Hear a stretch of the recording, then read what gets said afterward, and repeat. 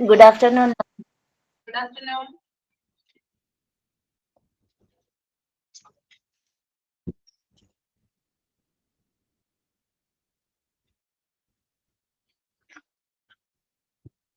Prayer start ചെയ്യട്ടെ മാം.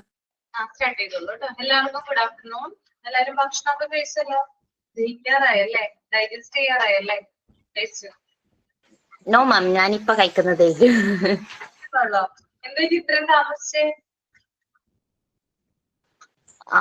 ചെറുതിന് കൊടുത്തിട്ട് അതിനെ കിടത്തിട്ടെല്ലാം വേണം വയ്ക്കാൻ. അപ്പൊ അവളെ കിടത്തിട്ട് വറുത്ത് വരുമ്പോ അവള് എണിച്ചു. അവളെ കളിയിലേ ഇല്ല. ഇപ്പൊ വയ്ക്കാതെ. ഓക്കെ. പ്രയർ സ്റ്റാർട്ട് ചെയ്തോളൂ കേട്ടോ. ഓക്കെ മാം.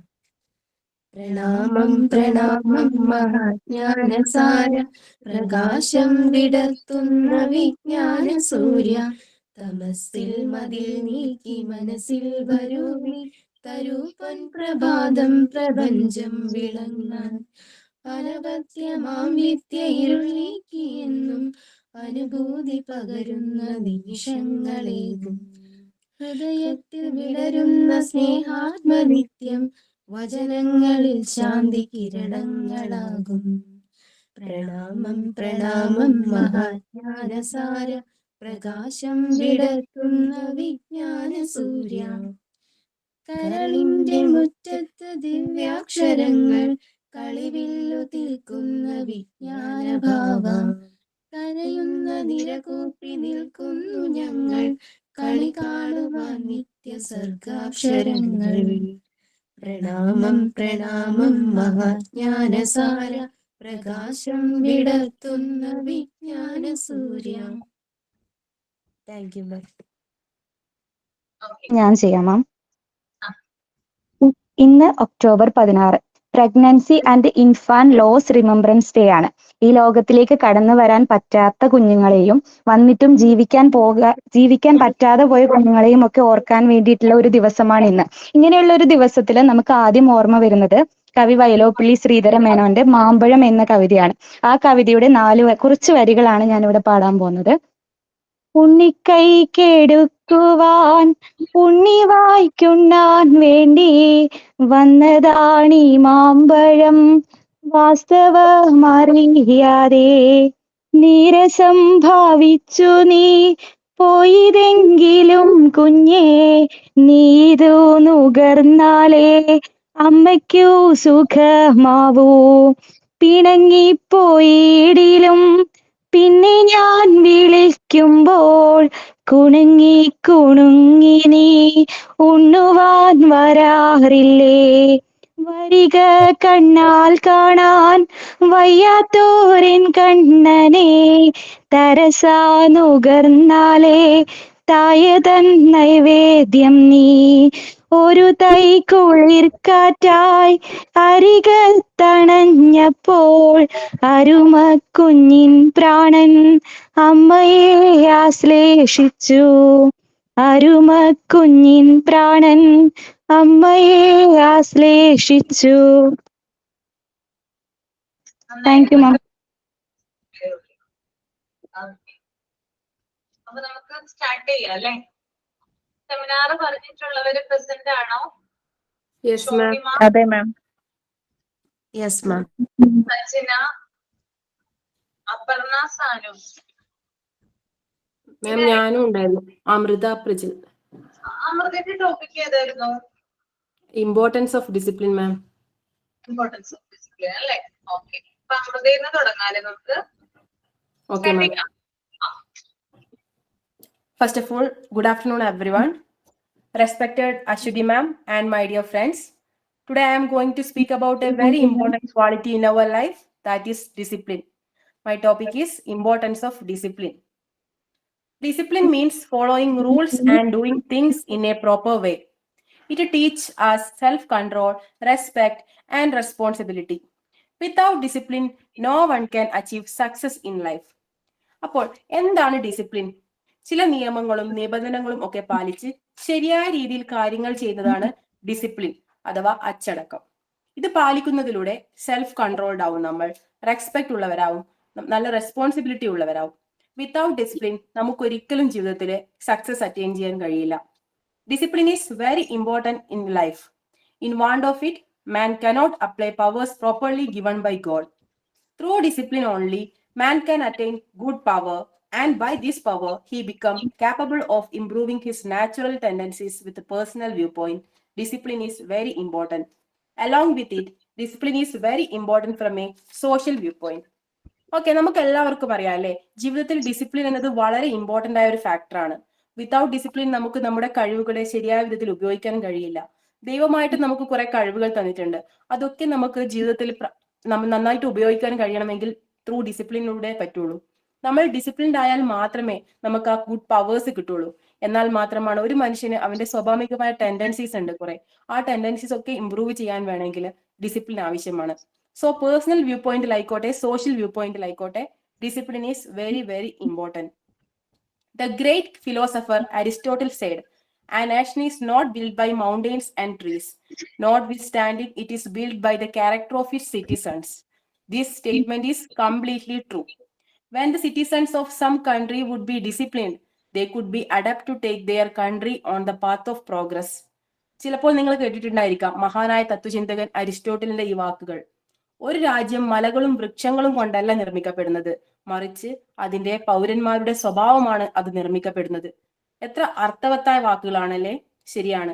ഒരു രാജ്യത്തിലെ പൗരന്മാർ ഡിസിപ്ലിൻഡ് ആണെങ്കിൽ മാത്രമേ അവരുടെ രാജ്യം പുരോഗതിയിലേക്ക് നീങ്ങുകയുള്ളൂ. A disciplined person is of good character and pious by mind, words, and action. In this way, it is clear that for a nation or all society, discipline is very important. This fact can be made clear with the help of history also. History is the spectator that when some country becomes prey of discipline, it has to accept the captivity of external power. Disciplined ആയ ഒരു വ്യക്തി എപ്പോഴും നല്ലൊരു good ക്യാരക്ടേഴ്സിന് ഉടമയായിരിക്കും. നമുക്കറിയാം, നമ്മുടെ രാഷ്ട്രപിതാവ് മഹാത്മാഗാന്ധിജിയെ എടുത്തു നോക്കിയാലും അല്ലെങ്കിൽ ഡോക്ടർ APJ അബ്ദുൽ കലാമിനെ എടുത്തു നോക്കിയാലും അവരുടെയൊക്കെ ഓട്ടോബയോഗ്രഫി അല്ലെ ബയോഗ്രഫി ഒക്കെ വായിച്ചാൽ നമുക്ക് മനസ്സിലാവും അവരെല്ലാം ജീവിതത്തിൽ നല്ലൊരു ഡിസിപ്ലിൻ ഫോളോ ചെയ്ത ആൾക്കാരാണ്. അയാളുടെ തോട്ട്, വേർഡ്സ്, ആക്ഷൻസ് എല്ലാം സത്യസന്ധമായിരിക്കും. ഇതിലൂടെ മനസ്സിലാക്കാം ഒരു കൺട്രിക്കോ അല്ലെങ്കിൽ ഒരു സൊസൈറ്റിക്കോ ഡിസിപ്ലിൻ എത്രത്തോളം ഇമ്പോർട്ടന്റ് ആണ് എന്നുള്ളത്. നമ്മുടെ ഹിസ്റ്ററീസ് ഒക്കെ എടുത്ത് നോക്കിയാൽ നമുക്കത് മനസ്സിലാവും. ഒരു കൺട്രി ഡിസിപ്ലിൻഡ് അല്ല എങ്കിൽ മറ്റു രാജ്യങ്ങൾക്ക് അവയെ കീഴ്പ്പെടുത്താൻ കഴിയും. So, through discipline, a man and all societies of nations are created alternate among them. In want of it, this power perish, which result severely. That is, its significance is very terrible.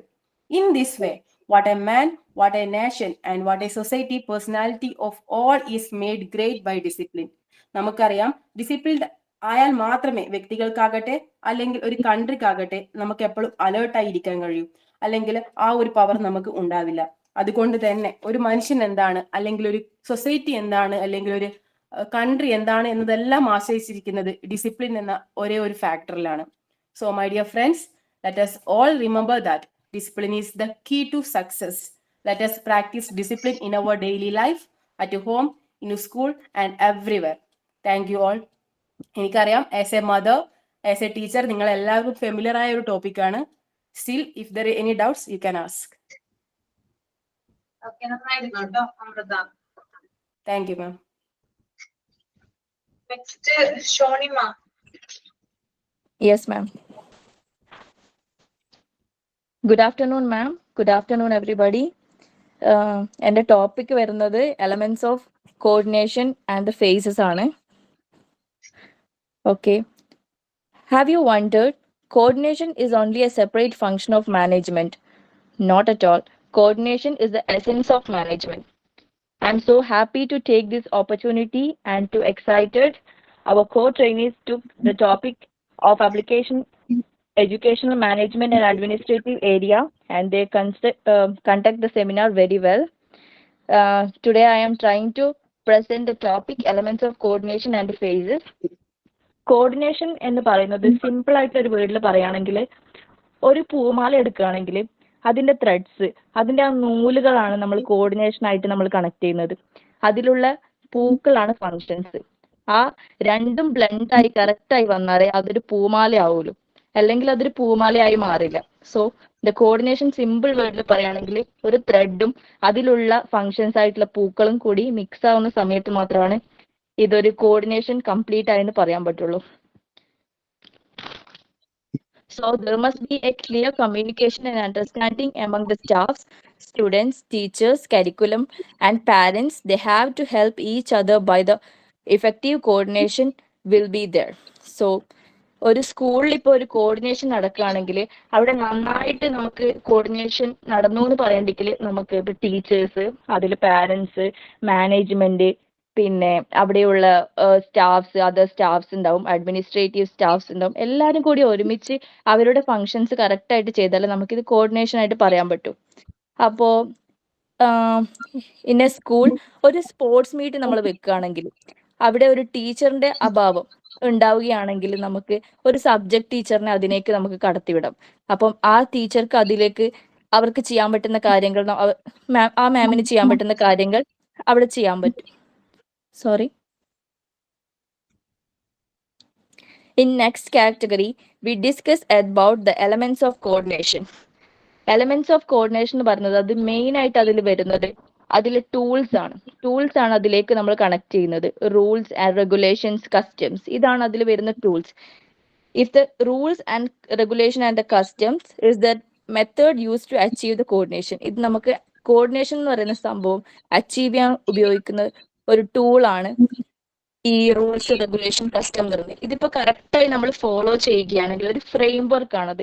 അപ്പോൾ അതൊരു guide line ആയിട്ട് ഒരു communication, നമുക്കൊരു decision make ചെയ്യാൻ പറ്റും. ഒരു ഇൻസ്റ്റിറ്റ്യൂഷനിൽ നമ്മൾ എന്തൊക്കെ ഡിസിഷൻസ് എടുക്കണം across the individual and organisation, it will be A great thing for the coordination. ഇത്തരത്തിലുള്ള കോർഡിനേഷൻ എലമെന്റ്സ് കൊണ്ടാണ് മാനേജിന് ബെനിഫിറ്റ്സ് ഉണ്ടായിരിക്കുന്നത്. അപ്പോൾ നിങ്ങൾക്ക് പറയാൻ പറ്റുമോ ഇത്തരത്തിലുള്ള കോർഡിനേഷൻ കൊണ്ട് ഒരു മാനേജ്മെന്റിന് കിട്ടുന്ന എന്താ പറയാ ബെനിഫിറ്റ്സ് എന്തായിരിക്കും?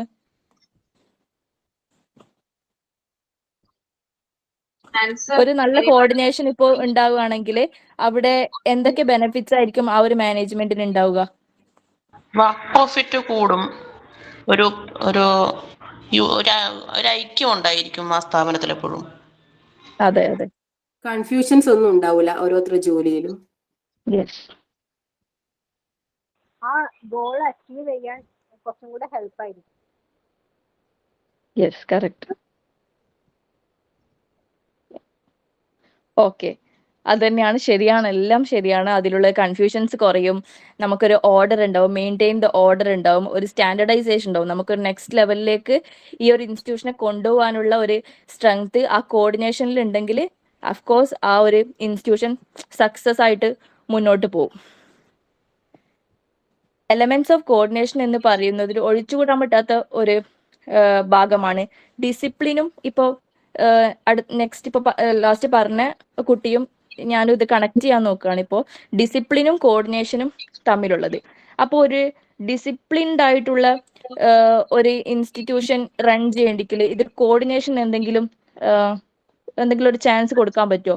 ഒഴിച്ചുകൂടാൻ പറ്റാത്ത എന്തെങ്കിലും ഒരു പറ്റുമോ നമുക്ക്? ഡിസിപ്ലിൻ എങ്ങനെ കോർഡിനേഷനിലൂടെ കൊണ്ടുവരാൻ പറ്റും?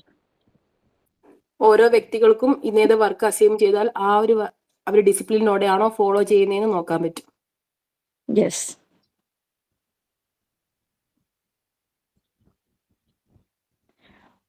ശരിയാണ്. ബൈ ഡെഡ് ലൈൻസ് വെച്ചാൽ നമുക്കിപ്പോൾ ഒരു വർക്ക് ഒരു അസൈൻ ചെയ്ത് കൊടുത്താൽ അതിന്റെ കറക്റ്റ് ഡെഡ് ലൈൻസ് വെച്ചാൽ ഇതിപ്പോൾ കുട്ടികൾക്കായാലും ടീച്ചേഴ്സിനായാലും അവിടുത്തെയുള്ള വർക്കിംഗ് ആയിട്ടുള്ള സ്റ്റാഫ്സിനായാലും അത് നല്ല രീതിയിൽ അപ്പോൾ കോർഡിനേറ്റ് ചെയ്യാൻ പറ്റും.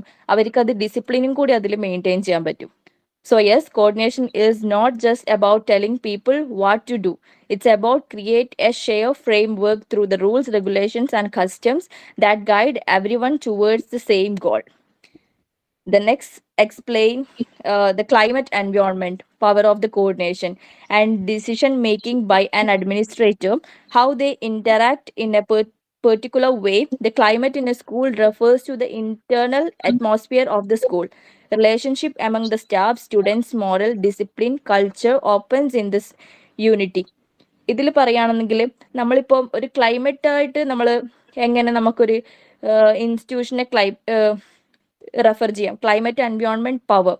അതെന്താ വെച്ചാല് ക്ലൈമറ്റ് എൻവയോൺമെന്റ് പറയുന്നത് ഇൻസൈഡ് ഒരു സ്കൂളിൽ നിന്ന് വരേണ്ട ഒരു കാര്യമാണ്. ഇപ്പൊ നമ്മൾ സ്കൂളിൽ നിന്ന് റെഗുലർ ആയിട്ട് കൊടുക്കുന്ന ഒരു കാര്യമല്ലാതെ സ്റ്റുഡൻസിനോ സ്റ്റാഫിനോ ആർക്കു വേണ്ടിക്കായാലും നെക്സ്റ്റ് ലെവൽ ഇപ്പൊ നമ്മൾ ജീവിക്കുന്നത് ഒരു ഡിജിറ്റൽ വേൾഡിലാണ്, ഒരു ആർട്ടിഫിഷ്യൽ ഇന്റലിജൻസ് ഒക്കെ കൂടുതലായിട്ട് യൂസ് ചെയ്യുന്ന ഒരു വേൾഡിലാണ്. അപ്പോൾ കുട്ടികൾക്ക് അവരെ ഏജും ഇതും വെച്ച് അവർക്ക് എങ്ങനെ ഈ AI ഇൻട്രൊഡ്യൂസ് ചെയ്യാം. അപ്പോൾ ഈ ഒരു പ്ലാറ്റ്ഫോം അവർക്ക് ഒരു ഡിജിറ്റലൈസ് അങ്ങനെ ഏത് രീതിയിൽ വേണമെങ്കിലും നമുക്ക് എടുക്കാം. അപ്പോൾ ആ രീതിയിൽ അവർക്ക് എങ്ങനെ മെച്ചപ്പെട്ട രീതിയിൽ സ്കൂൾ ഈ ഇൻസ്റ്റിറ്റ്യൂഷന്റെ ഉള്ളിൽ നിന്ന് നമുക്ക് അവരെ സപ്പോർട്ട് ചെയ്യാം. അതാണ് ഈ ക്ലൈമറ്റ് ഓഫ് എൻവയോൺമെന്റ് പറയുന്നത്. In case of environment in school includes external factors that influence the school decision making. What are the external factors affect in school decision making? External factor എന്ന് പറയുന്നത് ഒരു സ്കൂളിന്റെ പുറത്ത് നിന്ന് സ്കൂളിലേക്ക് വരുന്ന അല്ലെങ്കിൽ ഒരു ഇൻസ്റ്റിറ്റ്യൂഷനിലേക്ക് വരുന്ന കാര്യങ്ങളാണ്. അപ്പോൾ അതിലിപ്പം നമുക്ക് ഒരു പുറത്ത് നിന്നൊരു ആ സ്കൂളിലേക്ക് എന്തൊക്കെ നമുക്ക് കൊണ്ടുവരാൻ പറ്റും. പുറത്തുനിന്ന് വെച്ചാൽ നമ്മളിപ്പോ ഒരു കുട്ടിയേക്ക് ഒരു പുതിയൊരു ഇൻഫർമേഷൻ കൊടുക്കണം. അപ്പൊ എന്തൊക്കെ ഇൻഫർമേഷൻസ് നമുക്ക് പുറത്തുനിന്ന് കുട്ടികൾക്ക് കൊടുക്കാൻ പറ്റും?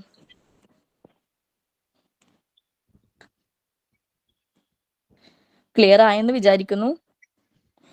മീൻസ് കരിക്കുളം ആയിട്ട് ബന്ധപ്പെട്ടാണ് ചോദിച്ചത്. എങ്ങനെയായാലും കരിക്കുലം ആയിട്ടായാലും അവർക്ക് ഒരു പുതിയൊരു ഇൻഫർമേഷൻ നമുക്ക് കൊടുക്കണം. അപ്പൊ നമ്മൾ അത് എങ്ങനെ നമ്മൾ അവിടെ സ്കൂളിലേക്ക് ഇംപ്ലിമെന്റ് ചെയ്യും? അവരെ എന്തെങ്കിലും മീൻസ് ഞാൻ പറയാന്ന് വെച്ചാല് ഒരു എഡ്യൂക്കേഷൻ ലെവൽ സ്കൂൾ കണ്ടക്ട് ചെയ്യുന്നല്ലോ ടൂറിസ്റ്റ്, ഇപ്പൊ ട്രിപ്സ് ആയിട്ട് ഓരോ സയൻസ് എക്സിബിഷൻ അങ്ങനെ ആയിട്ട് കുട്ടികളെ പോകുമ്പോൾ. അതെ, ഇപ്പൊ നമുക്ക് അതുപോലെ പറഞ്ഞ പോലെ തന്നെ കറക്റ്റ് ആണ്. ഇപ്പൊ നമുക്ക് സെക്സ് എഡ്യൂക്കേഷൻ കൊടുക്കാം. അവർക്ക് സെക്സ് എഡ്യൂക്കേഷനെ പറ്റി നമുക്കൊരു ക്ലാസ് എടുത്തു കൊടുക്കാം. പുറത്തുനിന്നുള്ള ഒരാളെ വിളിച്ച് അല്ലെങ്കിൽ നമുക്ക് ഒരു പപ്പറ്റ് ഷോ, അത് എന്തെങ്കിലും ഒരു റിലേറ്റ് ചെയ്തിട്ട് അവർക്ക് ഇൻഫോർമേറ്റീവ് ആയിട്ട്, പക്ഷെ അവർക്ക് അത് പുറത്തുനിന്ന് കൊടുക്കാൻ പറ്റുന്ന ഒരു വലിയൊരു നോളജ് ആയിരിക്കും. അതിനെപ്പറ്റിയാണ് ഈ എക്സ്റ്റേണൽ ഫാക്ടേഴ്സിൽ പറയുന്നത്. All these coordination elements build the power of the coordination in school. It refers to the ability to principal, administrator to organize people and process to achieve the goal effectively. അതാണ് പറയുന്നത്. ഇപ്പൊ നമ്മൾ ഫേസസിലേക്ക് കടക്കുമ്പോൾ ഫേസസിൽ പറഞ്ഞത് ഒരു administration അത് beginning തൊട്ട് അവര് ആ ഒരു കോർഡിനേഷൻ മെയിൻറ്റെയിൻ ചെയ്ത് പോകണം. അപ്പോഴാണ് ആ ഇൻസ്റ്റിറ്റ്യൂഷന്റെ വളർച്ച കൂടുന്നത്. ഡ്യൂറിങ് ദിസ് പ്രോസസ് അവര് യൂസ് ടു കോൺഫ്ലിക്റ്റ് ഉണ്ടാവാം, മാൾ പ്രാക്ടീസസ് ഉണ്ടാവാം, പലതും ഉണ്ടാവാം. അപ്പൊ അതൊക്കെ അവർ തരണം ചെയ്ത് അവരെ ഗോളിലേക്ക് അച്ചീവ് ചെയ്യണമെങ്കിൽ നല്ലൊരു കോർഡിനേഷൻ ഉണ്ടെങ്കിൽ നമുക്ക് പറ്റും. ഇപ്പൊ ഒരു ആനുവൽ ഡേന്റെ കേസ് നമുക്ക് എടുത്തു നോക്കാം. ഒരു ആനുവൽ ഡേ അല്ലെങ്കിൽ ഒരു സ്പോർട്സ് മീറ്റ് കണ്ടക്ട് ചെയ്ത് നോക്കാം. അപ്പോൾ ഒരു PE ടീച്ചറാണ് അവിടെ ട്രെയിനിങ്, കുട്ടികൾക്കുള്ള ട്രെയിനിങ്, അത് ഇവന്റ് കണ്ടക്ട് ചെയ്യുന്നതൊക്കെ. അപ്പൊ ഒരു ക്ലാസ് ടീച്ചർക്ക് അതിൽ എന്ത് ചെയ്യാൻ പറ്റും? ഒരു സ്പോർട്സ് മീറ്റ് നടക്കുവാണെങ്കിൽ ഒരു ക്ലാസ് ടീച്ചർക്ക് അതിൽ എന്ത് ചെയ്യാൻ പറ്റും? എത്ര കുട്ടികൾ പാർട്ടിസിപ്പേറ്റ് ചെയ്യുന്നുണ്ട്, ഏതൊക്കെ ഐറ്റംസിനാണ് എന്നൊക്കെ നോട്ടീസ് ചെയ്യാൻ പറ്റുമല്ലോ. യെസ്, അവർക്ക് അതിന്റെ അറ്റൻഡൻസ് എടുക്കാം അല്ലെ. അവർക്ക് അതിൽ ഡിസിപ്ലിൻ മെയിൻറ്റെയിൻ ചെയ്യാം. പിന്നെ ഒരു അഡ്മിനിസ്ട്രേറ്റീവ് സ്റ്റാഫ്സ് ആകുമ്പം അവർക്ക് അതിലേക്കുള്ള റോ മെറ്റീരിയൽസ്, അവർക്ക് എന്തൊക്കെ ആവശ്യമുണ്ട്, ഒരു എന്താ പറയാ ഒരു റണ്ണിങ് ആയാലും അതിനുള്ള എക്യുപ്മെന്റ്സ്, അതൊക്കെ അവർക്ക് ചെയ്യാൻ പറ്റും. ഒരു പാരന്റ്സ് എന്ന നിലയിൽ നമുക്ക് എങ്ങനെ സ്കൂളുമായിട്ട് കോർഡിനേറ്റ് ചെയ്യാൻ പറ്റും ഇങ്ങനെ ഒരു ഇവന്റ് വരുമ്പോ?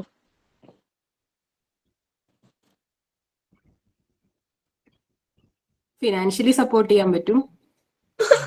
അതായത് എവിടെ പോയിട്ടും യെസ്, അവിടെ പോയിട്ട് നമുക്ക് അവിടെ ഗസ്റ്റ് ആവാൻ പറ്റും അല്ലെ.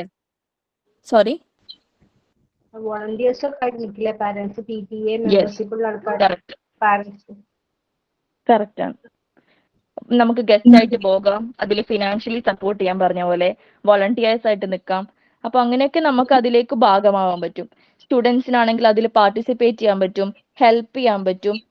ഇതെല്ലാം ഒരുപോലെ ചേർന്നാലാണ് ഒരു സക്സസ് ആയിട്ട് നമുക്ക് ആ ഇവന്റ് അല്ലെങ്കിൽ ഒരു സക്സസ് ആയിട്ട് ഒരു നമുക്ക് ആ സ്കൂളോ ഇൻസ്റ്റിറ്റ്യൂഷനോ നമുക്ക് റൺ ചെയ്യാൻ പറ്റുന്നത്. So I come to the end of the seminar. What do you understand means coordination? പറയാൻ പറ്റുമോ?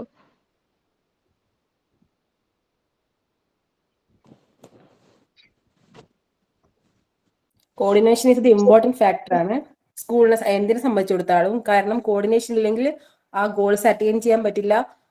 ഒന്നും കറക്റ്റായ രീതിയിൽ കറക്റ്റ് ടൈമിൽ ഒന്നും ചെയ്യാൻ പറ്റത്തില്ല വിത്തൗട്ട് കോർഡിനേഷൻ. യെസ്, പിന്നെ ഈ സെക്സ് എഡ്യൂക്കേഷൻ കൊടുക്കണം എന്ന് പറഞ്ഞിട്ടില്ലായിരുന്നു സ്കൂളില്. അതെ. പക്ഷെ എനിക്ക് തോന്നുന്നത് നമ്മൾ സ്കൂളിൽ സെക്സ് എഡ്യൂക്കേഷൻ കൊടുക്കുന്നതിനേക്കാളും നല്ലത് വീട്ടിൽ അത് നമ്മളെ കുട്ടികൾക്ക് പറഞ്ഞ് മനസ്സിലാക്കി കൊടുക്കുന്നതായിരിക്കും ഒന്നുകൂടെ നല്ലതെന്നാണ് എൻ്റെ ഒരു അഭിപ്രായം. അതെ, നമ്മൾ ബേസിക് ആയിട്ടുള്ള നോളജ് നമ്മൾ വീട്ടിൽ നിന്നാണല്ലോ കൊടുക്കുന്നത്. പക്ഷെ അതിന്റെ കുറച്ചുകൂടി നമുക്ക് അവർക്ക് ഒരു ഇഫക്റ്റീവ് ആയിട്ട് ഒരു ട്രെയിനിങ് അതിന്റെ സെക്സ് എഡ്യൂക്കേഷൻ ചെയ്ത ഒരു ട്രെയിനിങ് ചെയ്ത ഒരാൾ പറഞ്ഞു കൊടുക്കുമ്പോൾ കുറച്ചുകൂടി ബെറ്റർ ആയിരിക്കുമല്ലോ. അതാണ് സ്കൂളിലേക്ക് വരുമ്പോൾ ഉള്ളൊരു മാറ്റം. Effective coordination is the backbone of successful school management. Through our discussion, I hope everyone can understand that what I explained, and thank you all for the interaction and support. Thank you all. Good. Thank you, ma'am. Okay, then next one. അപ്പൊ നിങ്ങൾക്ക് സംശയങ്ങളോ കാര്യങ്ങളോ ഒന്നുമില്ലല്ലോ? Any doubts? രണ്ട് No, ma'am. Topic ഇവിടെ present ചെയ്തു, doubts ഇല്ല. Okay. The next one, growth and development ആണ്. സജ്ന ആൻഡോ. Yes, ma'am. Okay. Good afternoon, everyone. My name is Sajana. Today, I am going to present a seminar on the topic growth and development. Education itself is a process of development. Educational institutions are centers for human development, where students are prepared to become creative, responsible, and productive members of society. Kothari Commission has stated that the state of India is being shaped in classroom. This school and classrooms are responsible for social, national, and personal development. വിദ്യാഭ്യാസം തന്നെയാണ് വികസനത്തിനുള്ള ഒരു മാർഗം എന്ന് പറയുന്നത്. വിദ്യാഭ്യാസ സ്ഥാപനങ്ങൾ മനുഷ്യന്റെ വളർച്ചയ്ക്കും വികസനത്തിനും കാരണമാകുന്നു. കൊത്താരി കമ്മീഷൻ പറയുന്ന പോലെ ഇന്ത്യയുടെ ഭാവി എന്ന് പറയുന്നത് അവളുടെ ക്ലാസ് മുറികളിലാണ്. അതുകൊണ്ട് തന്നെ രാജ്യത്തിന്റെ വളർച്ചയും വികസനവും സ്കൂളുകളിൽ നിന്ന് തന്നെയാണ് തുടങ്ങുന്നത്. Education and development. Education plays a vital role in social, national, and personal development. It is the duty of principals, teachers, and administrations to the creative and environment that supports the growth and development of children. School management focus on bringing positive behavioral changes among students and ensuring that every learner achieves their full potential. The process of growth and development in schools can be observed in three major areas: growth and development of children, growth and development of teacher, growth and development of school. സാമൂഹികരമായും ദേശീയപരമായും വ്യക്തിപരമായും ഒക്കെ നിർണായകമായ പങ്ക് വഹിക്കുന്നുണ്ട് ഇത്. ഇപ്പോൾ പ്രിൻസിപ്പളിന്റെയും ടീച്ചേഴ്സിന്റെയും ഉള്ള ഒരു പ്രധാന ഉത്തരവാദിത്വം എന്ന് പറയുന്നത് കുട്ടികളുടെ വളർച്ചയ്ക്കും വികസനത്തിനും ഒക്കെ അനുയോജ്യമായിട്ടുള്ള ഒരു അന്തരീക്ഷം ഉണ്ടാക്കിയെടുക്കുക എന്നുള്ളതാണ്. Meaning of growth and development എന്ന് പറയുന്നത് the term growth and development is mainly psychologically in nature, but in education it also has a broader meaning.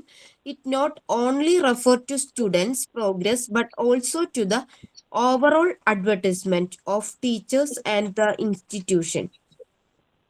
Meaning of definition of growth.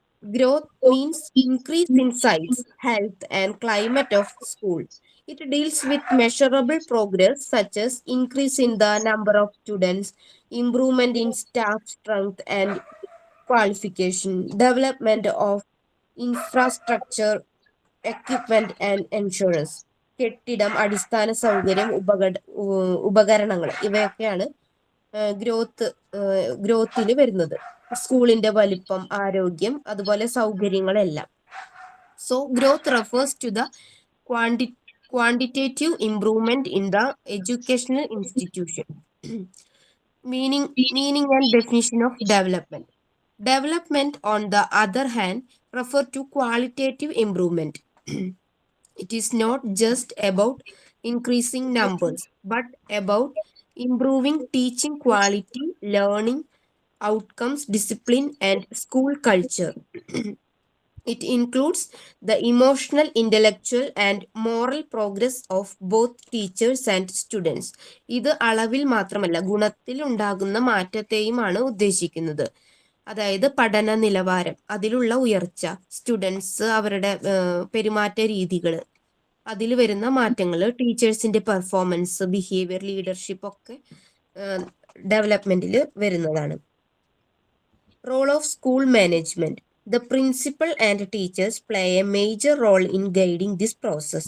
The leadership helps in providing a positive learning and atmosphere, encouraging innovation and relativity, promoting teamwork among staff. വിദ്യാർത്ഥികൾക്ക് അവർക്ക് ഉത്സാഹകരമായ ഒരു പഠനാന്തരീക്ഷം ഒരുക്കുക എന്നതാണ് ആദ്യമായിട്ട് വേണ്ടത്. പിന്നെ അധ്യാപകർക്കായുള്ള പരിശീലനം, പ്രചോദനം നൽകുക, സ്കൂളിന്റെ ഗുണനിലവാരം വിലയിരുത്തുക, അതിനുള്ള നവീന ആശയങ്ങളൊക്കെ പ്രോത്സാഹിപ്പിക്കുക. ഇങ്ങനെ നല്ല രീതിയിൽ നിയന്ത്രിക്കുന്ന സ്കൂൾ വികസനത്തിന്റെ കേന്ദ്രമായിട്ട് മാറുകയാണ് ചെയ്യുന്നത്. ഗ്രോത്ത് അഥവാ വളർച്ച എന്നത് അളക്കാനുള്ള ശരീരപരമായ പുരോഗതിയാണ്. ഒരു കുട്ടിയുടെ വെയിറ്റ് വെക്കുന്നത്, അതുപോലെ ഹൈറ്റ്, ഇതൊക്കെ സ്കൂൾ അഡ്മിഷൻ കൂടുക, കൂടുതൽ അധ്യാപകർ വരുന്നു, കളിസ്ഥലം, സൗകര്യങ്ങൾ കൂടുന്നു, കമ്പ്യൂട്ടർ ഇതുപോലുള്ള സൗകര്യം, ഇതൊക്കെ ഗ്രോത്തിന്റെ ഭാഗങ്ങളാണ്. ഡെവലപ്മെന്റ് എന്നത് ഗുണപരമായ പുരോഗതിയാണ്. അതായത് മാനസികം, സാമൂഹിക, സോഷ്യലി, മെന്റലി ആയിട്ടുള്ള വളർച്ചയാണ് ഉദ്ദേശിക്കുന്നത്. ബിഹേവിയർ എല്ലാം, ഹാബിറ്ററ്റ്, സ്കൂളിനോടുള്ള വിശ്വാസ്യത, ഇവയാണ്. ഗ്രോത്ത് അളവിൽ വരുന്ന മാറ്റങ്ങളും ഡെവലപ്മെന്റ് എന്ന് പറയുന്നത് അതിന്റെ ഗുണത്തിൽ വരുന്ന മാറ്റങ്ങളുമാണ്. അപ്പോ കുറച്ച് ക്വസ്റ്റ്യൻസും കൂടെ ചോദിക്കാം. What is growth in education? Simple ആയിട്ടുള്ള ക്വസ്റ്റ്യൻ ആണ്.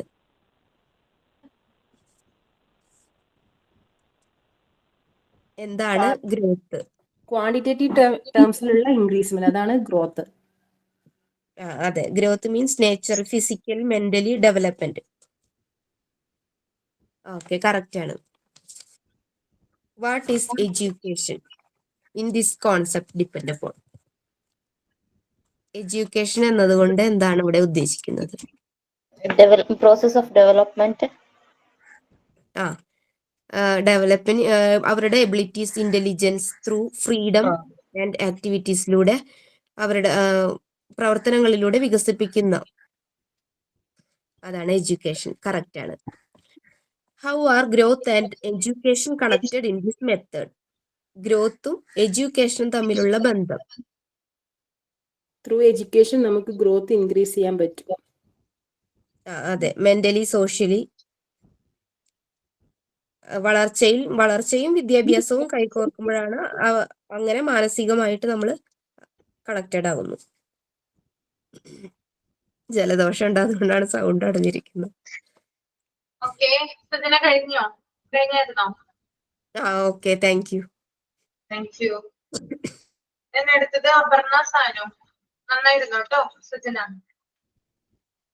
Thank you. സെമിനാർ അവതരിപ്പിക്കുന്നതിന് മാക്സിമം 7 മിനിറ്റിനുള്ളിൽ തീർക്കാനായിട്ട് ശ്രമിക്കാം, അല്ലെങ്കിൽ എനിക്ക് പോർഷൻ നീക്കാനായിട്ട് സാധിക്കില്ല കേട്ടോ. ഓക്കെ, അപർണ സാനു.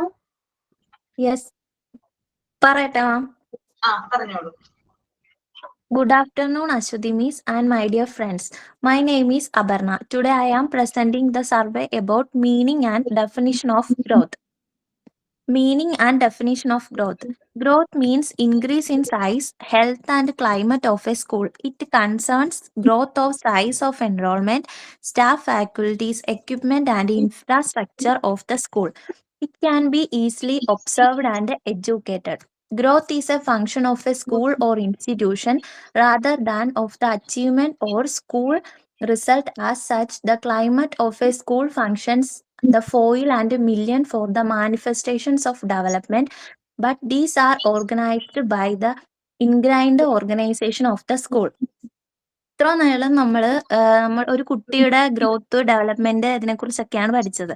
അപ്പൊ ഇവിടെ നമ്മൾ പറയുന്നത് ഒരു ഇൻസ്റ്റിറ്റ്യൂഷൻ, സ്കൂള്, അവരുടെയൊക്കെ വളർച്ചയെക്കുറിച്ചാണ്. Growth means increase in size, health and climate of a school.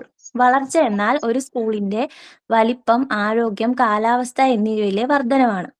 It concern growth of size of enrolment, staff, faculties, equipment and infrastructure of the school. സ്കൂളിന്റെ എൻറോൾമെന്റിന്റെ വലിപ്പം, സ്റ്റാഫ്, ഫാക്കൽറ്റീസ്, ഉപകരണങ്ങൾ, അടിസ്ഥാന സൗകര്യങ്ങൾ എന്നിവയുടെ വളർച്ചയെക്കുറിച്ചാണ് ഇവിടെ പറയുന്നത്. It can be easily observed and educated. അത് നമുക്ക് എളുപ്പത്തിൽ നിരീക്ഷിക്കാനും മനസ്സിലാക്കാനും കഴിയും. Growth is a function of a school or institution rather than of the achievement or school result as such. The climate of a school function, the foil and million for the manifestations of development, but these are organized by the ingrained organization of the school. ഇവിടെ വളർച്ച എന്നതുകൊണ്ട് ഉദ്ദേശിക്കുന്നത് ഒരു സ്കൂളിന്റെ അല്ലെങ്കിൽ സ്ഥാപനത്തിന്റെ പ്രവർത്തനം, അതിലുപരി ഉണ്ടാകുന്ന നേട്ടങ്ങൾ എന്നിവ ഒരു സ്കൂളിന്റെ കാലാവസ്ഥ വികസനത്തിന് പ്രകടനത്തിന് ഒരു പ്രധാന ഘടകമാണ്. പക്ഷെ ഇവ സംഘടിപ്പിക്കുന്നത് സ്കൂളിന്റെ ഉറച്ച സംഘടനയാണ്. നമ്മൾ എന്തൊരു കാര്യം പ്ലാൻ ചെയ്യണമെങ്കിലും അത് ഒരു സംഘടനയുടെ ഹെൽപ്പോട് കൂടിയ സ്കൂളിലൊക്കെ ചെയ്യാൻ പറ്റുള്ളൂ. പ്രോഗ്രാം പ്ലാനിംഗ് ആൻഡ് ആക്ച്വലൈസേഷൻ, പരിപാടി ആസൂത്രണവും യാഥാർത്ഥ്യമാക്കലും. According to the Oxford English Dictionary, planning is to design some action to be done beforehand. Oxford English dictionary അനുസരിച്ച് പ്ലാനിംഗ് എന്നത് മുൻകൂട്ടി ചെയ്യേണ്ട ചില പ്രവർത്തനങ്ങൾ ഡിസൈൻ ചെയ്യുക എന്നതാണ്. Phillips regards it as the process of setting in advance a pattern of action to bring about overall national policies by the closest possible means and ends. Philip അതിനെക്കുറിച്ച് പറയുന്നത് ഏറ്റവും അടുത്ത മാർഗങ്ങളിലൂടെയും ലക്ഷ്യങ്ങളിലൂടെയും മൊത്തത്തിലുള്ള ദേശീയ നയങ്ങൾ നടപ്പിലാക്കുന്നതിനുള്ള ഒരു പ്രവർത്തന രീതി മുൻകൂട്ടി നിശ്ചയിക്കുന്ന പ്രക്രിയയായിട്ടാണ്. Thus, we can say that planning is the process of preparing a set of decisions for action in the future and directed towards realizing some goals by the best possible means. അതിനാൽ ഭാവിയിലെ പ്രവർത്തനങ്ങൾക്കായിട്ട് ഒരു കൂട്ടം തീരുമാനങ്ങൾ തയ്യാറാക്കുന്നതും സാധ്യമായ ഏറ്റവും മികച്ച മാർഗങ്ങളിലൂടെ ചില ലക്ഷ്യങ്ങൾ കൈവരിക്കുന്നതിലേക്ക് നയിക്കുന്നതുമായ പ്രക്രിയയാണ് ആസൂത്രണം എന്ന് നമുക്ക് പറയാൻ കഴിയും. The essence of planning is an evaluation of as many operational alternatives as possible and then selecting the best for launching action.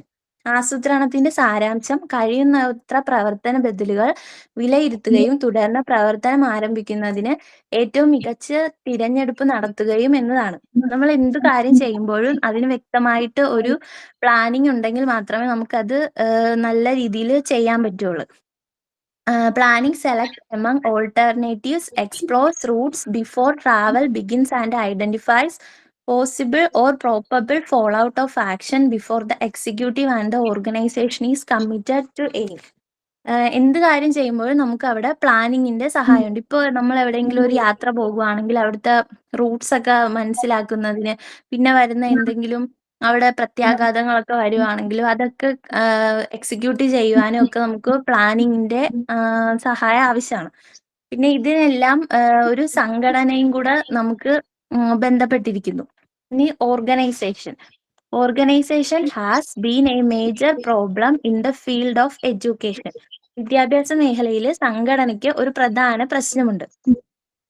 Has over and again raised the salient issue of how educational machinery should be best organized politically, professionally and administratively. വിദ്യാഭ്യാസ സംവിധാനങ്ങൾ രാഷ്ട്രീയമായും തൊഴിൽപരമായും ഭരണപരവുമായും ഒക്കെ എങ്ങനെ മികച്ച രീതിയിൽ സംഘടിപ്പിക്കണം എന്നത് ഒരു പ്രധാന വിഷയമാണ്. അത് ഓർഗനൈസേഷന്റെ കാര്യം വരുമ്പോൾ ചിലപ്പോൾ ചില സന്ദർഭങ്ങളിൽ തർക്കമായിട്ട് മാറാറുണ്ട്. Here too, as in several other vital areas, education is handicapped by tradition. മറ്റു പല സുപ്രധാന മേഖലകളിലും പോലെ ഇവിടെ വിദ്യാഭ്യാസം പാരമ്പര്യത്താൽ വികലമാണ്. If conventional biases and prejudices can be replaced by decisions made logically and scientifically with the achievement of objective as the only consideration, modern principles and techniques of organization will provide a basis for commitment, distribution and coordination of functions. പരമ്പരാഗതമായ പക്ഷപാതങ്ങളെയും മുൻവിധികളെയും ലോജിക്കലിയും ശാസ്ത്രീയമായും എടുക്കുന്ന തീരുമാനങ്ങൾ കൊണ്ട് മാറ്റാൻ പറ്റുമെങ്കിൽ ലക്ഷ്യങ്ങൾ കൈവരിക്കുക എന്നത് പരിഗണിക്കുമ്പോൾ സംഘടനയുടെ മോഡേൺ പ്രിൻസിപ്പിൾസ്, അവരുടെ ടെക്നിക്സ് എന്നതൊക്കെ ഡിസ്ട്രിബ്യൂട്ട് ചെയ്യുമ്പോൾ അത് കോർഡിനേറ്റ് ചെയ്ത് എല്ലാം ഒരു അടിസ്ഥാനം നൽകൂ. ഇതിനൊക്കെ ഒരു സംഘടന ഉണ്ടെങ്കിൽ മാത്രമേ സാധിക്കുകയുള്ളൂ. Thank you. എല്ലാവർക്കും മനസ്സിലായെന്ന് വിചാരിക്കുന്നു. ലാസ്റ്റ് പറഞ്ഞ ഒന്നും കൂടെ പറയൂ. ഏതാണ് കുറച്ച് റിജിത്ത്? വലിയ പെട്ടെന്ന് ഒരു ഫുൾ സ്റ്റോപ്പ് കുറച്ച് പോയില്ലേ, അത് കുറച്ച് ടൈം എടുക്കും തോന്നുന്നു. ആ ലാസ്റ്റ് പറഞ്ഞൊരു പാരഗ്രാഫ്. ഓർഗനൈസേഷനാ? ആ യെസ്, അതിന്റെ ലാസ്റ്റ് ഭാഗം സംഘടനയുടെ അത് if conventional biases and prejudices can be replaced by decisions made logically and scientifically with the achievement of objectives as the only consideration, modern principles and techniques of organization will provide a basis for commitment, distribution and coordination of functions. പരമ്പരാഗതമായിട്ടുള്ള പക്ഷാപാതങ്ങളെയും മുൻവിധികളെയും ഒക്കെ നമ്മൾ logically ശാസ്ത്രീയവുമായി എടുക്കുന്ന തീരുമാനങ്ങൾ കൊണ്ട് മാറ്റാൻ പറ്റും. ഇതെല്ലാം ഈ ഓർഗനൈസേഷന്റെ സഹായം കൊണ്ട് മാത്രമേ നമുക്ക് ഇത് ചെയ്യാൻ പറ്റുള്ളൂ. അതിന്റെ ലക്ഷ്യങ്ങൾ കൈവരിക്കാനൊക്കെ പറ്റത്തുള്ളൂ.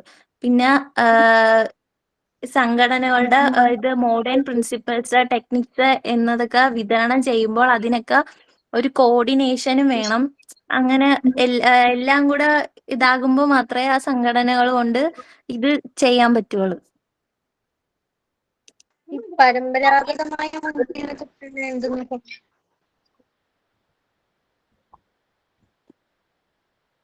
മിസ്സേ, എനിക്ക് ഇങ്ങനെയൊക്കെ പറയാൻ അറിയത്തുള്ളൂ. ഞാനത് കുറെ വായിച്ചിട്ടാണ് ഞാൻ ഇത് ഇങ്ങനെ മനസ്സിലാക്കി വെച്ചത്. എനിക്കത് കറക്റ്റ് ആയിട്ട് ഇതാക്കാൻ പറ്റുന്നില്ല, പറഞ്ഞു കൊടുക്കാൻ പറ്റുന്നില്ല.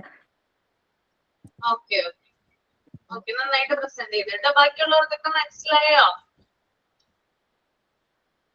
ഓക്കെ, നമ്മൾക്ക് സമയം കളയണ്ട. എല്ലാവർക്കും എല്ലാ കാര്യങ്ങളും കൃത്യമായിട്ട് മനസ്സിലായെന്ന് വിചാരിക്കുന്നു. നമ്മള് അടുത്തത് പോകാൻ പോകുന്നത് പ്രാക്ടിക്കൽ മെഷേഴ്സ് ആണ് കേട്ടോ. നിങ്ങൾ ടെക്സ്റ്റ് നോക്കുക. Practical measures for school management. The practical measure for school management are given in the below. അതായത് ഇത് ഫോളോ താഴെ പറയുന്ന കാര്യങ്ങളാണ് സ്കൂൾ മാനേജ്മെന്റിലെ ചില പ്രാക്ടിക്കൽ മെഷേഴ്സ് ആയിട്ട് നിലകൊള്ളുന്നത്. അത് എന്തൊക്കെയാണെന്ന് നോക്കാം. ഒന്ന് സ്റ്റാഫ് കൗൺസിൽ ആണ്, പിന്നെ സ്റ്റുഡൻസ് കൗൺസിൽ ഉണ്ട്, staff meeting, special committee of peoples, social service squads. Okay, practical measures. അപ്പൊ അതിനകത്ത് നമ്മൾ മുകളിൽ കൊടുത്തിരിക്കുന്ന കാര്യങ്ങൾ തന്നെ ഡീറ്റെയിൽ ആയിട്ട് താഴെ കൊടുത്തിട്ടുണ്ട്. അപ്പൊ അതിനകത്ത് ആദ്യത്തേതാണ് സ്റ്റാഫ് കൗൺസിൽ എന്ന് പറയുന്നത്. The aim of the council is to plan all important matters of the school. The staff council may be further split up into committees to plan and execute specific tasks. Meeting of the staff council should be held frequently to discuss all important issues. Senior members of the staff should comprise the staff council.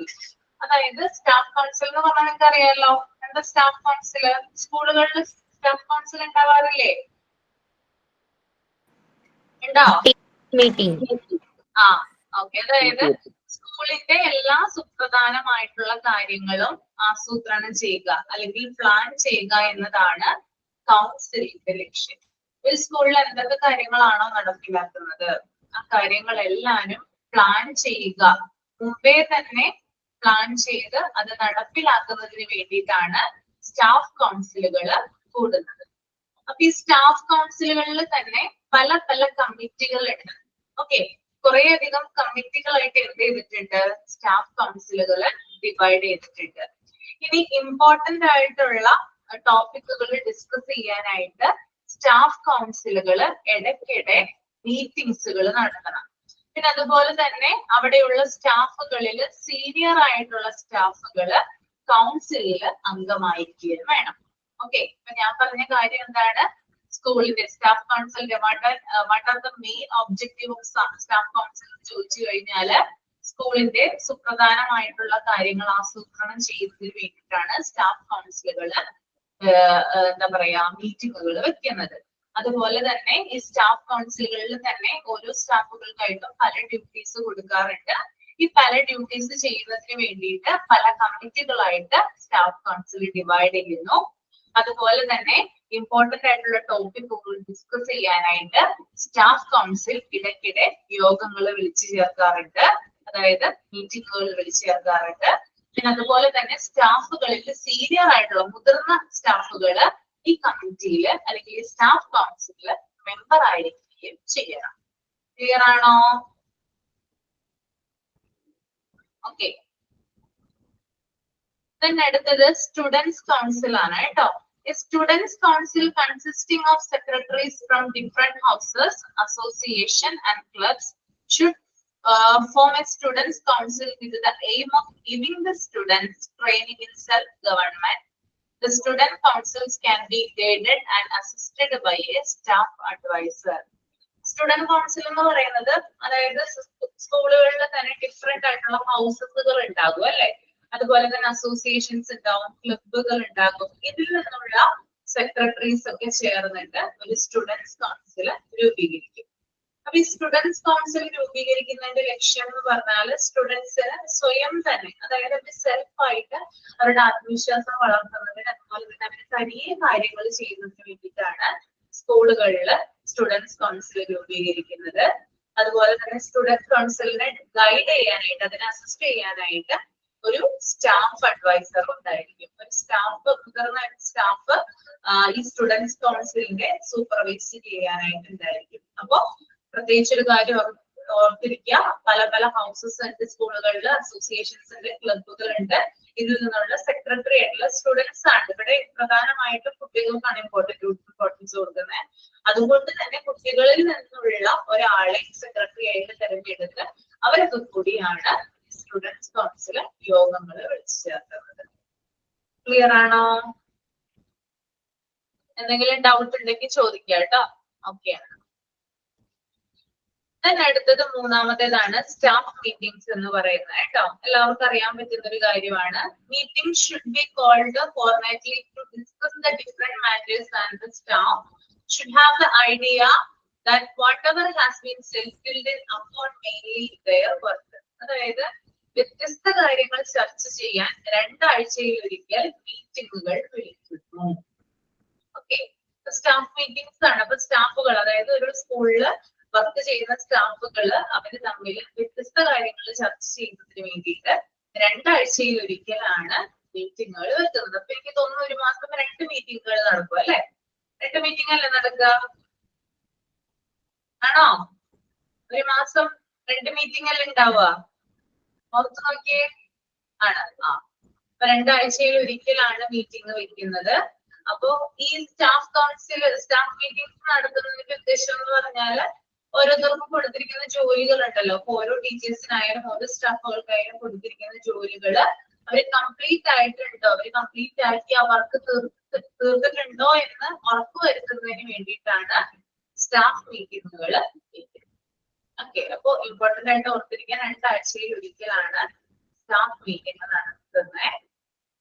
സ്റ്റാഫുകൾക്ക് കൊടുത്തിരിക്കുന്ന work complete ആയിട്ടുണ്ടോ എന്ന് ഉറപ്പുവരുത്തുന്നതിനാണ് ഇത്തരം മീറ്റിങ്ങുകൾ വെക്കുന്നത്. പിന്നെ പ്രധാനപ്പെട്ട, അതായത് വ്യത്യസ്ത കാര്യങ്ങൾ, പല തരത്തിലുള്ള കാര്യങ്ങൾ ഡിസ്കസ് ചെയ്യാനും സ്റ്റാഫ് മീറ്റിംഗിലൂടെ പറ്റുന്നത്.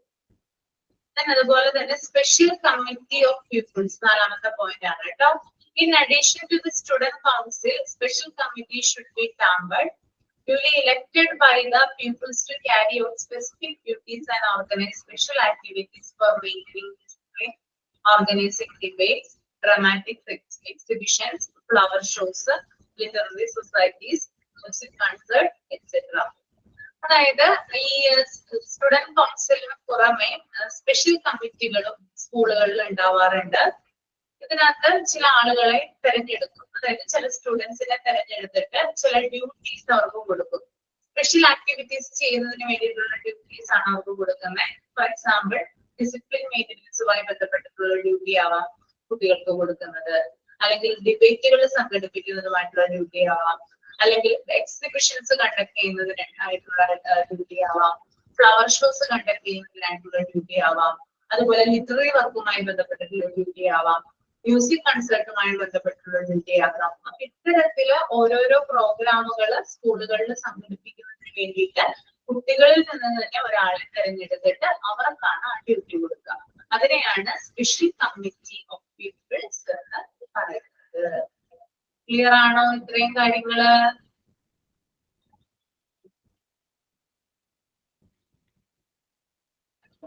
നെക്സ്റ്റ് വൺ എന്ന് പറയുന്നത് സോഷ്യൽ സർവീസ് സ്ക്വാഡ്സ് ആണ്.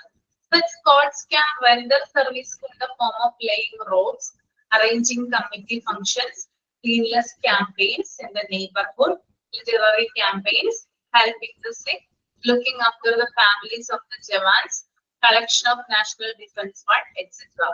ഇനി അതുപോലെ തന്നെ സോഷ്യൽ സർവീസ്, അതായത് സാമൂഹിക സേവനം നടത്തുന്നതിന് വേണ്ടിയിട്ട് ചില കുട്ടികൾ മുൻപോട്ട് വരാറുണ്ട്. ചില കാര്യങ്ങൾ, അതായത് നമ്മുടെ സമൂഹവുമായി ബന്ധപ്പെട്ട് നമ്മുടെ ജനങ്ങൾക്ക് വേണ്ടി കുറച്ച് കാര്യങ്ങൾ ചെയ്യാനായിട്ട് കുട്ടികള് മുന്നോട്ട് വരാറുണ്ട്. അപ്പൊ അത്തരത്തില് ചില കാര്യങ്ങളാണ് ഇവിടെ പറയുന്നത്. ഇതിനകത്ത് റോഡുകളുടെ നിർമ്മാണം, അതായത് ഇപ്പൊ ക്ലീനിങ്ങുമായി ബന്ധപ്പെട്ടിട്ടുള്ള കാര്യങ്ങളാവാം. അതായത് നമ്മൾ നടക്കുന്ന വഴി ക്ലീൻ ചെയ്യുക, അതാണ് ഇവിടെ ഉദ്ദേശിക്കുന്നത് കേട്ടോ. അതുപോലെ തന്നെ ചില ഫങ്ഷൻസ് കണ്ടക്ട് ചെയ്യുക, പിന്നെ അതുപോലെ തന്നെ ശുചിത്വവുമായി ബന്ധപ്പെട്ട കാര്യങ്ങൾ ചെയ്യുക. അതായത് സ്കൂള്, അതുപോലെ തന്നെ പരിസരം, അതായത് സ്കൂളുമായി ബന്ധപ്പെട്ട കോമ്പൗണ്ടുകള് അതൊക്കെ ശുചീകരിക്കുക. പിന്നെ അതുപോലെ തന്നെ ലിറ്റററി ക്യാമ്പയിൻസ് സംഘടിപ്പിക്കുക, പാവപ്പെട്ട രോഗികളെ സഹായിക്കുക, അവർക്ക് ഭക്ഷണം എത്തിച്ചു കൊടുക്കുക. അതുപോലെ തന്നെ ജവാന്മാരുടെ ഫാമിലിയെ നോക്കുക. അതായത് ഇപ്പോ യുദ്ധത്തിലൊക്കെ കൊല്ലപ്പെട്ടിട്ടുള്ള ജവാന്മാരൊക്കെ ഉണ്ടാവില്ല, ആർമി ഉദ്യോഗസ്ഥരൊക്കെ, അവരുടെയൊക്കെ ഫാമിലീസിനെ സഹായിക്കുക. പിന്നെ അതുപോലെ തന്നെ ദേശീയ പ്രതിരോധത്തിന്, അതായത് നമ്മുടെ രാജ്യത്തിന് വേണ്ടിയിട്ട് ഫണ്ട് സ്വരൂപിക്കുക. ഇത്തരത്തിലുള്ള, അതായത് എന്തെങ്കിലും കലാമിറ്റീസോ കാര്യങ്ങളൊക്കെ വന്നു കഴിഞ്ഞാൽ ഫണ്ടിനായിട്ട് മുന്നോട്ട് ഇറങ്ങുക. അങ്ങനെയുള്ള കാര്യങ്ങളൊക്കെ കുട്ടികൾ ചെയ്യാറുണ്ട്. അപ്പോ ആ ഒരു കാര്യങ്ങള് സാമൂഹ്യ സേവനത്തിൻ്റെതായിട്ടാണ് വരുന്നത്. അപ്പൊ സോഷ്യൽ സർവീസ് സ്ക്വാഡ്സ് ഇതുമായിട്ട് പ്രവർത്തിക്കും. നെക്സ്റ്റ് വൺ practical measures ആണ്. Practical measures are to be adopted for democratic educational administration and staff council, students council, staff meeting, special committee of pupils, social service squad. നമ്മൾ നേരത്തെ പറഞ്ഞ കാര്യങ്ങൾ തന്നെയാണ്. അതായത് നല്ല രീതിയിൽ എഡ്യൂക്കേഷണൽ അഡ്മിനിസ്ട്രേഷൻ മുന്നോട്ട് പോകുന്നതിന് നമ്മൾ സ്റ്റാഫ് കൗൺസിൽ മീറ്റിംഗുകൾ നടത്തിയിരിക്കണം. അതുപോലെ സ്റ്റുഡന്റ് കൗൺസിൽ ഉണ്ടായിരിക്കണം, സ്പെഷ്യൽ കമ്മിറ്റികൾ ഉണ്ടായിരിക്കണം, സോഷ്യൽ സർവീസ് സ്ക്വാഡ്സ് ഉണ്ടായിരിക്കണം. ഓക്കെ, ക്ലിയർ ആണോ? എളുപ്പമാണ് കേട്ടോ. ഇതിൽ നിന്നൊക്കെ ക്വസ്റ്റ്യൻ വരും കേട്ടോ, നോട്ട് ചെയ്യണം. മിസ്, ആ ഓർഗനൈസേഷൻ ഒന്ന് മിസ് എക്സ്പ്ലെയിൻ ചെയ്ത് തരുമോ? ഓർഗനൈസേഷനോ? അത് ഞാൻ ചെയ്യാം. മോള് വായിച്ചതാണോ? അത് ഞാൻ ചെയ്തു തരാം കേട്ടോ. ഓക്കെ, നെക്സ്റ്റ് ക്ലാസ്സിൽ ഞാൻ പറഞ്ഞുതരാം.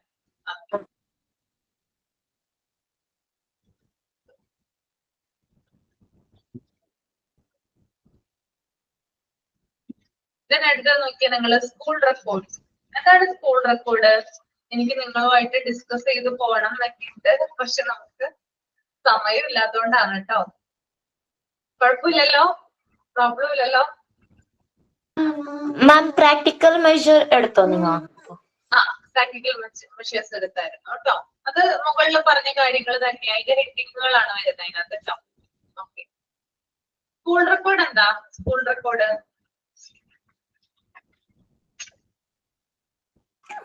സ്കൂളിലെ റെക്കോർഡ് മെയിൻറ്റെയിൻ ചെയ്യുന്നത്, മീൻസ് രജിസ്ട്രേഷൻ, സ്കൂളിലെ കാര്യങ്ങൾ റെക്കോർഡ് ചെയ്ത് രജിസ്റ്റർ ഗ്രോത്ത്, ഡെവലപ്മെന്റ്, അതിന്റെ കുറിച്ചിട്ട്. ഇപ്പൊ എക്സാമ്പിൾ മാം, നമുക്കിപ്പോ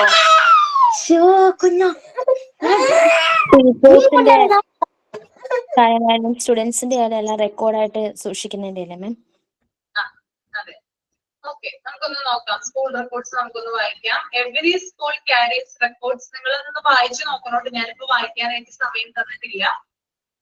ക്ലാസ് കഴിഞ്ഞതിന് ശേഷം സമാധാനമായിട്ട് ഇരുന്ന് വായിച്ചു നോക്കണം. Okay, every school carries records and registers its facilities to know its origin, its growth and development, its progress and efficiency at different periods, its achievement and usefulness. Therefore, maintenance of school records and registers are very important in educational management.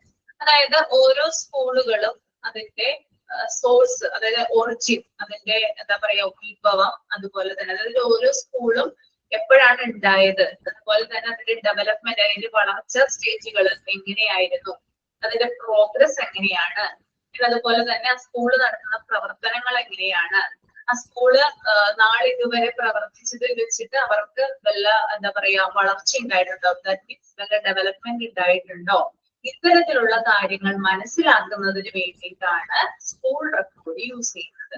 Okay, ഒരു school എന്ന് പറയുന്നത് അതിന് ഒരു origin ഉണ്ടാവും അല്ലെ. ഇപ്പൊ നമ്മൾ കാണുന്ന മിക്ക സ്കൂളുകളും റീസെന്റ് ആയിട്ട് ഉണ്ടായിട്ടുള്ളതായിരിക്കില്ല അല്ലെ. ചിലപ്പോ നമ്മൾ ജനിക്കുന്നതിന് മുമ്പ് പണിത സ്കൂളുകൾ ഉണ്ടായിരിക്കാം, നമ്മുടെ കുട്ടിക്കാലത്ത് ചില സ്കൂളുകൾ പണിതിട്ടുണ്ടാകാം. അപ്പൊ നമുക്ക് കറക്റ്റ് ആയിട്ട് ആ സ്കൂളിനാണ് അറിയുന്നത് എപ്പോഴാണ് അതിന്റെ ഒറിജിൻ, എപ്പോഴാണ് ആ സ്കൂൾ ഓപ്പൺ ചെയ്തത്.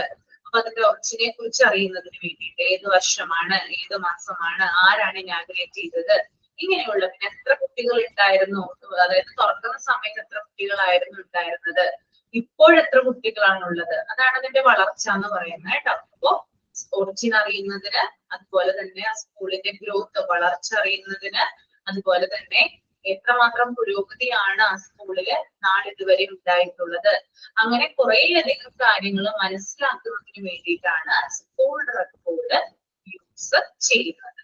ഓക്കെ, അപ്പോ ഇത്തരത്തില് ചില കാര്യങ്ങൾ മനസ്സിലാക്കുന്നതിന് വേണ്ടിയിട്ട് വിവിധ റെക്കോർഡുകളും രജിസ്റ്ററുകളും സ്കൂളില് സൂക്ഷിക്കുന്നുണ്ട്. ഓക്കെ, അപ്പൊ സ്കൂളിന്റെ പ്രോഗ്രസ്, അതിന്റെ എന്താ പറയാ പ്രവർത്തനങ്ങള്, അതിൽ നടത്തുന്നത്, സ്കൂളിൽ നടത്തുന്ന വിവിധ ആക്ടിവിറ്റീസ്, ഇതൊക്കെ ഇവാലുവേറ്റ് ചെയ്യുന്നതിന് വേണ്ടിയിട്ട് സ്കൂൾ റെക്കോർഡ് ഉപയോഗിക്കുന്നു. ഓക്കെ, അപ്പൊ ഇത്തരത്തിലുള്ള കാര്യങ്ങൾ അറിയുന്നതിന്, സ്കൂളിനെ കുറിച്ച് ഓവറോൾ ഒരു ഐഡിയ കിട്ടുന്നതിന് വേണ്ടിയിട്ട് അവിടെയുള്ള റെക്കോർഡുകളാണ് ഹെൽപ്പ് ചെയ്യുന്നത്. ക്ലിയർ ആണോ? Okay. The next one, need of school records ആണ് കേട്ടോ. The record of a school essential for its management, administration and organization. A school head provides mark sheets and certificates to students when they complete the education of the school. These certificates are issued to the students by the school head on the basis of school records. The school records are necessary for the following purposes. അതായത് school റെക്കോർഡിന്റെ ആവശ്യം എന്താണെന്നാണ് പറയുന്നത് കേട്ടോ. അതായത് സ്കൂളിന്റെ അഡ്മിനിസ്ട്രേഷനും അതുപോലെ തന്നെ അതിന്റെ നടത്തിപ്പിനും വേണ്ടിയിട്ട് സ്കൂൾ റെക്കോർഡുകൾ അത്യാവശ്യമായിട്ടുള്ള ഒരു കാര്യമാണ്. സ്കൂൾ റെക്കോർഡ്, ഒരു സ്കൂളിലും സ്കൂൾ റെക്കോർഡ് ഇല്ലാതെ ഇരിക്കില്ല. ഇപ്പോഴെല്ലാം കമ്പ്യൂട്ടറൈസ്ഡ് ആണെങ്കിൽ പോലും എല്ലാ സ്കൂളുകളിലും പഴയ ചില റെക്കോർഡുകൾ സൂക്ഷിച്ചിട്ടുണ്ടാവും. അപ്പൊ എന്തിനു വേണ്ടിയിട്ടാണ്?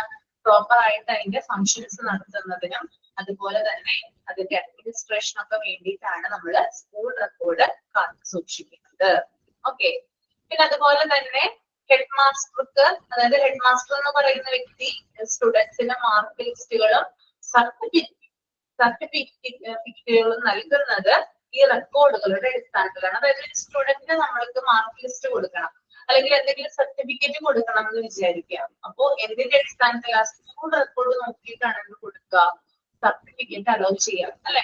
ഇപ്പൊ ഒരു കുട്ടി വന്ന് ടി സി ചോദിക്കുകയാണെന്ന് വിചാരിക്കുക, അപ്പൊ തന്നെ ഹെഡ് മാസ്റ്റർ ടി സി എഴുതി കൊടുക്കോ? നിങ്ങൾ പറയൂ. ഇല്ല. കൊടുക്കൂല അല്ലെ. പോകും അല്ലെ, റെക്കോർഡ് റൂമിൽ പോയിട്ട് ആ സ്റ്റുഡൻസിന്റെ അഡ്മിഷൻ രജിസ്റ്റർ, പിന്നെ ആ സ്റ്റുഡന്റിന്റെ മറ്റു ചില, അതായത് മാർക്ക് രജിസ്റ്റർ, അങ്ങനെയുള്ള കാര്യങ്ങളൊക്കെ എടുത്ത് വന്ന് അതൊക്കെ ചെക്ക് ചെയ്തിട്ടാണ് എന്ത് കൊടുക്കുക? ആ സ്റ്റുഡന്റിന് ടി സി കൊടുക്കുക. അപ്പൊ മാർക്ക് ഷീറ്റ് അല്ലെങ്കിൽ മാർക്ക് ലിസ്റ്റുകൾ പ്രൊവൈഡ് ചെയ്യുന്നതിനും സർട്ടിഫിക്കറ്റ് പ്രൊവൈഡ് ചെയ്യുന്നതിനും ഒക്കെ സ്കൂൾ റെക്കോർഡ് നോക്കിയിട്ടാണ് ചെയ്യുന്നത്. ഓക്കെ, പിന്നെ അതുപോലെ തന്നെ ഇതിലൂടെ എന്താ പറയാ, സ്റ്റുഡൻസിന്റെ ഡെവലപ്മെന്റ്, അവരുടെ അറ്റൻഡൻസ് എന്നിവ രേഖപ്പെടുത്തുന്നതിലൂടെ സ്കൂളിന്റെ കാര്യക്ഷമമായിട്ടുള്ള നടത്തിപ്പ് സാധ്യമാകുന്നു. അപ്പോ സ്കൂൾ റെക്കോർഡുകൾ സൂക്ഷിക്കുന്നത് വഴി നമുക്ക് ഒരു കുട്ടിയുടെ ഡെവലപ്മെന്റ് അറിയാൻ സാധിക്കും. അതുപോലെ തന്നെ കുട്ടിയുടെ അറ്റൻഡൻസ് അല്ലെ, എല്ലാ സ്കൂളുകളും അതായത് സ്റ്റാർട്ട് ചെയ്യുന്ന സമയത്ത്, ക്ലാസ് സ്റ്റാർട്ട് ചെയ്യുന്ന സമയത്ത് അറ്റൻഡൻസ് എടുക്കാറുണ്ട് അല്ലെ. എന്തിനു വേണ്ടിയിട്ട് അറ്റൻഡൻസ് എടുക്കുന്നത്? വെറുതെ എടുക്കുന്നതാണോ? വെറുതെ എടുക്കുന്നതാണോ അറ്റൻഡൻസ്? അല്ല അല്ലെ. അത് കൃത്യമായിട്ട് സ്കൂൾ റെക്കോർഡിൽ രേഖപ്പെടുത്തി വെക്കുന്നതിന് വേണ്ടിയിട്ടാണ് അറ്റൻഡൻസ് എടുക്കുന്നത്. ഓക്കെ, അപ്പോ ഇത്തരത്തിലുള്ള കാര്യങ്ങൾക്കൊക്കെ വേണ്ടിയിട്ടാണ് റെക്കോർഡ്സ് യൂസ് ചെയ്യുന്നത്, അല്ലെങ്കിൽ റെക്കോർഡുകൾ ഉപയോഗിക്കുന്നത്. ക്ലിയർ ആയല്ലോ അല്ലെ? ഓക്കെ അല്ലേ?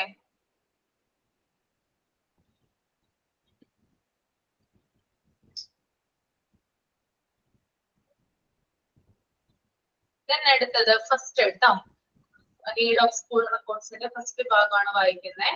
The work distribution of teaching is done by preparing class-wise and teacher-wise timetable. It indicates the workload of teachers and for functioning of school.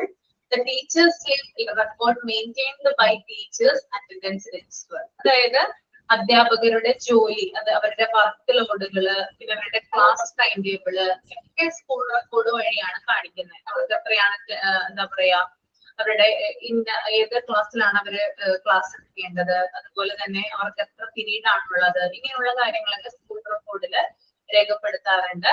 പിന്നെ അതുപോലെ തന്നെ അതായത് ഇത് രേഖപ്പെടുത്തി വെക്കുന്നതെന്ന് പറഞ്ഞാൽ ടീച്ചേഴ്സ് രജിസ്റ്ററിലാണ് കേട്ടോ. അതായത് സ്റ്റാഫ് രജിസ്റ്റർ ഉണ്ട് അവിടെ ടീച്ചേഴ്സിന് വേണ്ടിയിട്ട്. ആ രജിസ്റ്ററിലാണ് അവരുടെ വർക്ക് ലോഡും അതുപോലെ തന്നെ അവരുടെ പീരീഡ്സും കാര്യങ്ങളൊക്കെ രേഖപ്പെടുത്തി വെക്കുന്നത്. പിന്നെ അതുപോലെ തന്നെ ടീച്ചേഴ്സിന് എന്തെങ്കിലും അവധി ലീവോ കാര്യങ്ങളോ എന്തെങ്കിലും വന്നു കഴിഞ്ഞാൽ അത്തരത്തിലുള്ള കാര്യങ്ങളും ഇതിനകത്ത് സൂക്ഷിച്ചു വെക്കാറുണ്ട്. പിന്നെ അതുപോലെ തന്നെ സ്കൂളിന്റെ ദിവസേനയുള്ള പ്രവർത്തനങ്ങളും എന്ത് ചെയ്യുന്നുണ്ട്, രേഖപ്പെടുത്തി വെക്കും. ഓക്കെ, ക്ലിയർ ആണോ?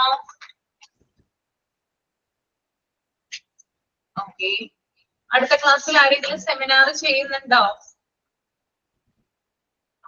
യെസ് മാം. ആരാണ് ചെയ്യുന്നത്? അരുണിമ. അതെ, അരുണിമയാണല്ലേ ചെയ്യുന്നത്. മാം നിമ്മി പറയുന്ന ആള് സെമിനാർ ചോദിച്ചിട്ടുണ്ട്. ആക്ച്വലി അവര് ക്ലാസ് അറ്റൻഡ് ചെയ്യുന്നുണ്ട് വക. അപ്പൊ അവർക്ക് ഒരു ടോപ്പിക് ഓക്കെ ഓക്കെ ഓക്കെ. മാം ഞാനും ഉണ്ട്, എനിക്ക് ഒരു ടോപ്പിക്ക് വേണം. ടോപ്പിക് വേണോ? ഓക്കെ, അപ്പൊ ഈ ഒരു പോർഷൻ ഞാൻ കംപ്ലീറ്റ് ചെയ്യാം. ഇതിന്റെ ബാലൻസ് എന്തായാലും ഞാനിത് വായിച്ചല്ലോ, ഞാൻ തന്നെ കംപ്ലീറ്റ് ചെയ്താൽ മതിയില്ലേ? കലണ്ടർ എടുക്കും ഒരാള്, സ്കൂൾ കലണ്ടർ, മേജർ സ്കൂൾ റെക്കോർഡ്സിൽ സ്കൂൾ കലണ്ടർ എടുക്കും ഒരാള്. ഞാൻ പറഞ്ഞു 7 മിനിറ്റിനുള്ളിൽ ഫിനിഷ് ചെയ്യണം കേട്ടോ. ഓക്കെ, അല്ലെങ്കിൽ നമുക്ക് ക്ലാസ്സിന് ടൈം പോകും, പിന്നെ നമ്മുടെ ഈ കോഴ്സ് കഴിയാനായിട്ട് ലാഗാകും. അപ്പോ 7 മിനിറ്റിനുള്ളിൽ ഫിനിഷ് ചെയ്യാം. ഓക്കെ, എല്ലാവരും ശ്രദ്ധിച്ചല്ലോ. മാക്സിമം 7 മിനിറ്റ്സ് കേട്ടോ. Okay ma'am. സ്കൂൾ കലണ്ടർ ആരാണ്? ഞാൻ ചെയ്യാം. അപ്പൊ ഞാൻ പറയാം. സേവറാണ്. Okay, school calendar. Log book ഒരാളൊന്ന് പറയാമോ? ലോഗ് ബുക്ക് മാം ഞാൻ പറയാം. എന്റെ പേര് ധന്യ. ഞങ്ങൾ ഒരു ഡിവൈസിന്റെ സ്കൂൾ ക്ലാസ് കാണുന്നത്. അപ്പൊ ഞാൻ പറഞ്ഞോളാം. ധന്യാണ്, അത് രണ്ട് ഡിവൈസിലൂടെ ഒരുമിച്ച് കൂടുക, അതുകൊണ്ടാ ധന്യ പറഞ്ഞതാ.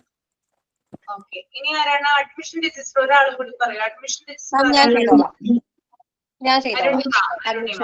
ഓക്കെ, 3 പേര് മതി കേട്ടോ. ഓക്കെ ഓക്കെ, നമുക്ക് ക്ലാസ് വൈൻഡപ്പ് ചെയ്യാം അല്ലേ? മാക്സിമം 7 മിനിറ്റ് തീർക്കണം കേട്ടോ. മാം സബ്ജക്റ്റ് ഒന്ന് പറയോ? ഒന്നുകൂടെ ഒന്ന് പറയോ? സ്കൂൾ കലണ്ടർ പറഞ്ഞു. രണ്ടാമത്തെ ഒരു minute. Log book. Log book. Okay ma'am. Okay, thank U. അപ്പൊ ക്ലാസ് വൈൻഡപ്പ് ചെയ്യാനാ കേട്ടോ. Thank you. Thank you ma'am. Thank you ma'am.